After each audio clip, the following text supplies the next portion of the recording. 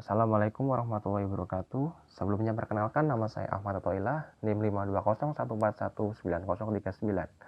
Pada kesempatan kali ini saya akan menjelaskan hasil kuesioner yang telah saya buat dengan tema pembelajaran daring selama pandemi. Sebelum kita masuk ke hasil kuesioner, saya akan menjelaskan lebih lanjut mengenai konsep dari pembelajaran daring. Murray, Dickensian, dan Killian pada tahun 2011 menjelaskan pembelajaran daring merupakan pembelajaran yang menggunakan jaringan internet dengan aksesibilitas, konektivitas, fleksibilitas, dan kemampuan untuk memunculkan berbagai jenis interaksi pembelajaran.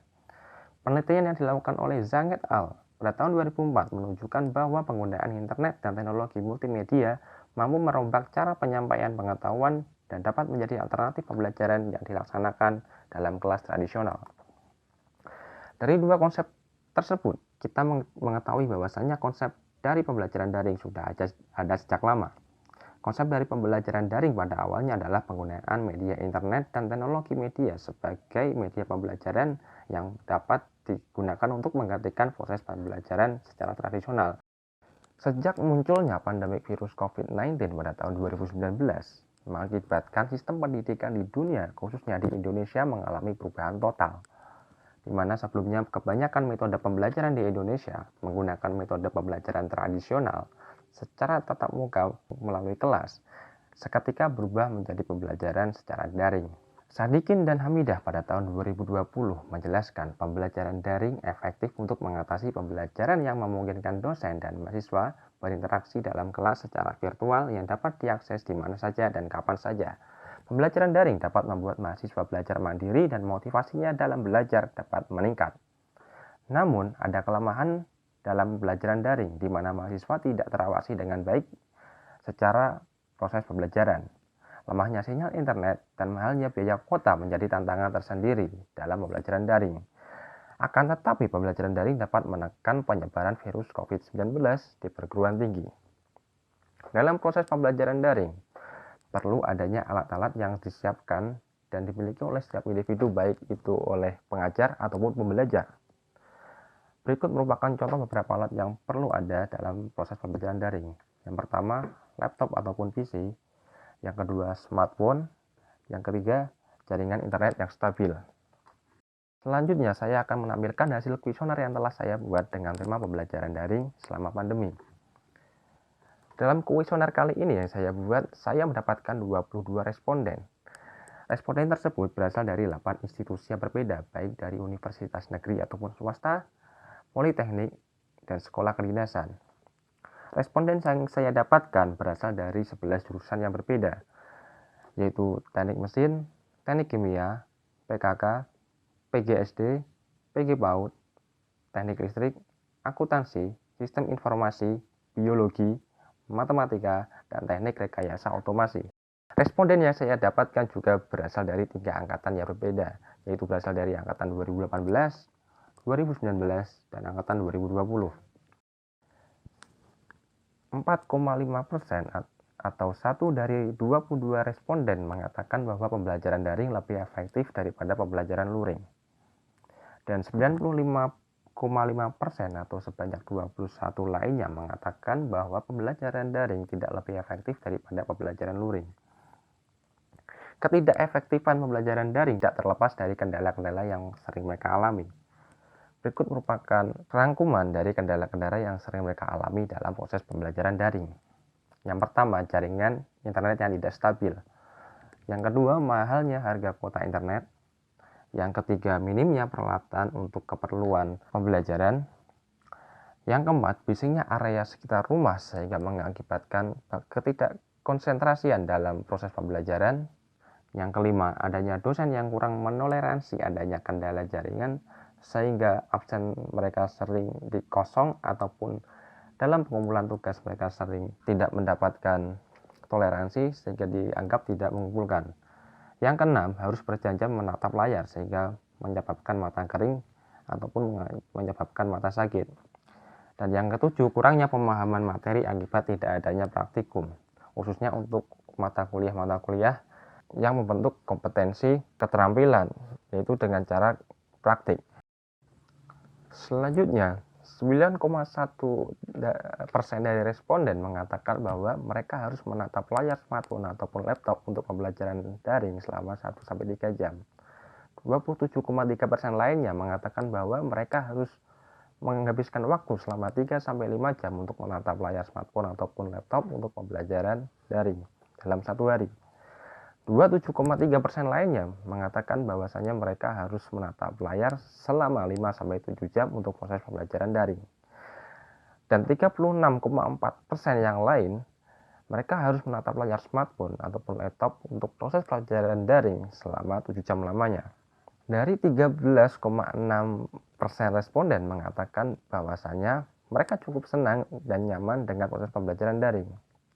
59,1% lainnya mengatakan mereka mungkin senang dan nyaman dengan proses pembelajaran daring.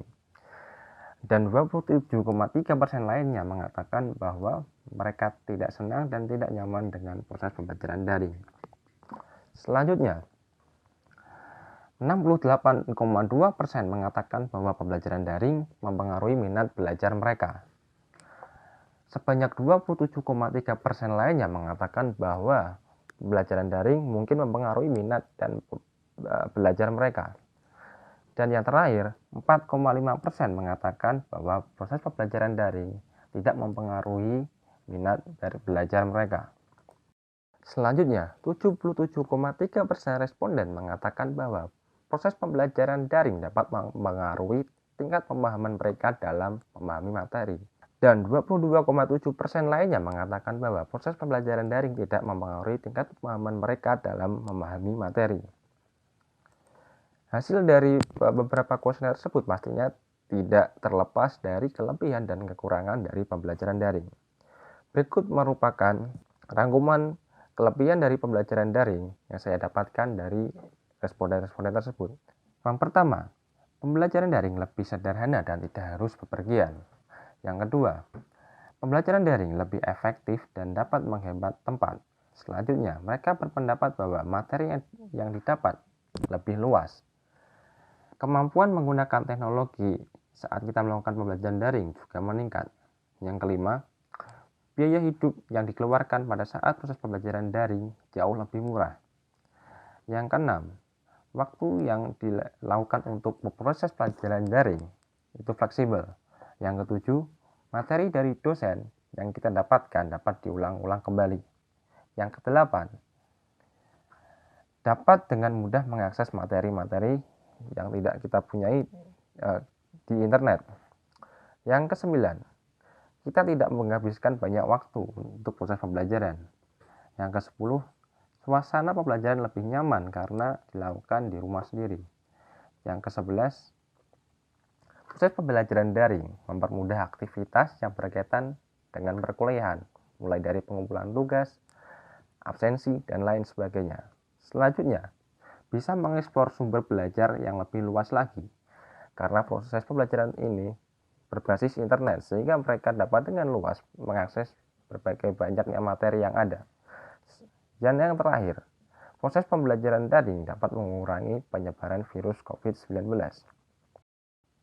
Berikut merupakan rangkuman dari kekurangan pembelajaran daring dari responden yang saya dapatkan. Yang pertama, terkendala memahami materi serta lamban dan susah menerima materi terutama pada wilayah yang memiliki koneksi internet lambat. Yang kedua, menghabiskan banyak kuota. Yang ketiga, mata kuliah praktik tidak berjalan sehingga kurang memahami materi dan serasa kuliah berbasis tugas.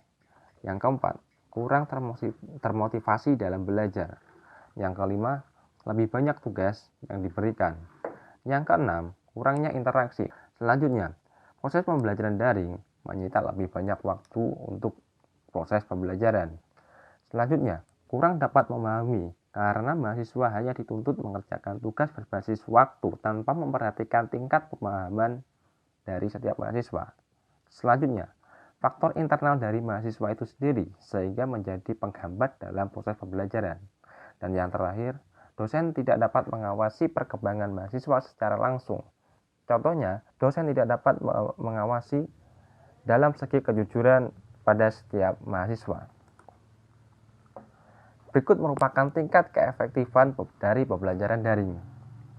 4,5% berpendapat bahwa proses pembelajaran daring hanya memiliki tingkat keefektifan 0-20%. 9,1% lainnya mengatakan bahwa tingkat keefektifan pembelajaran daring sebesar 20-40%. 59,1% lainnya mengatakan bahwa tingkat keefektifan pembelajaran daring sebesar 40-60%. 22,7% lainnya mengatakan bahwa tingkat keefektifan pembelajaran daring berkisar 60-80%. Dan hanya 4,5% yang mengatakan bahwa tingkat keefektifan pembelajaran daring sebesar 80-100%. Selanjutnya, setelah saya membacakan hasil jawaban kuesioner dari semua responden, selanjutnya saya akan menjelaskan saran yang diberikan oleh responden untuk proses pembelajaran daring, sehingga proses pembelajaran daring dapat kita tingkatkan lagi sehingga menghasilkan suatu proses pembelajaran yang lebih efektif. Yang pertama, mahasiswa mungkin dapat memanfaatkan fasilitas WiFi ID agar jaringan lebih lancar. Namun, perlu adanya akses gratis dari pemerintah hanya untuk siswa ataupun mahasiswa. Selanjutnya, sering melaksanakan diskusi saat melakukan video conference. Selanjutnya, perbanyak diskusi dan kurangi tugas agar mahasiswa tidak bosan dan tetap semangat mengerjakan. Karena apabila terlalu sering memberikan tugas, maka akan menimbulkan berkurangnya antusias dalam mengerjakan tugas yang mengakibatkan turunnya prestasi belajar.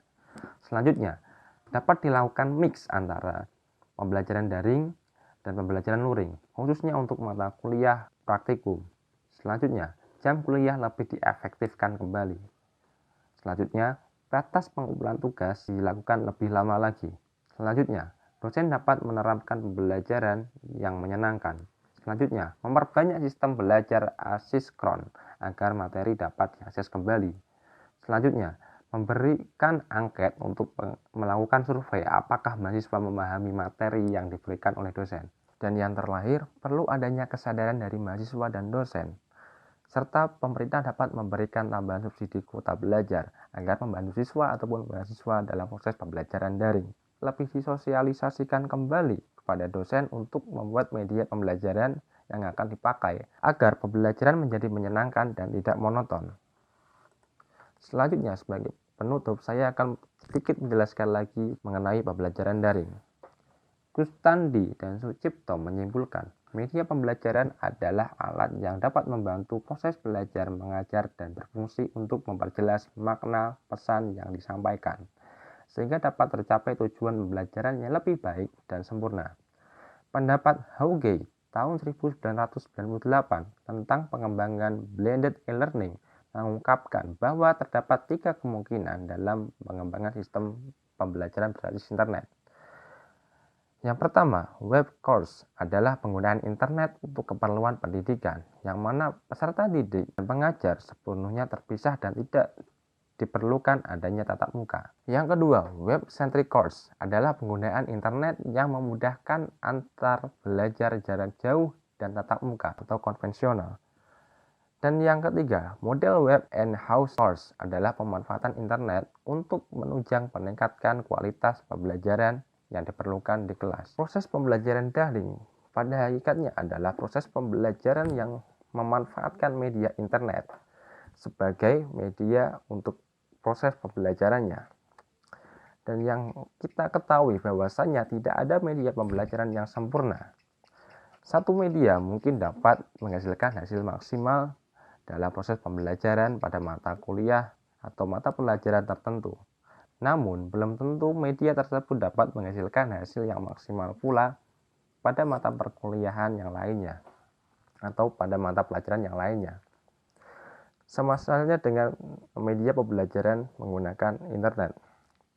Mungkin media pembelajaran menggunakan internet dapat menghasilkan hasil yang maksimal, khususnya untuk mata pelajaran atau mata kuliah yang membentuk kompetensi pemahaman dari pembelajar.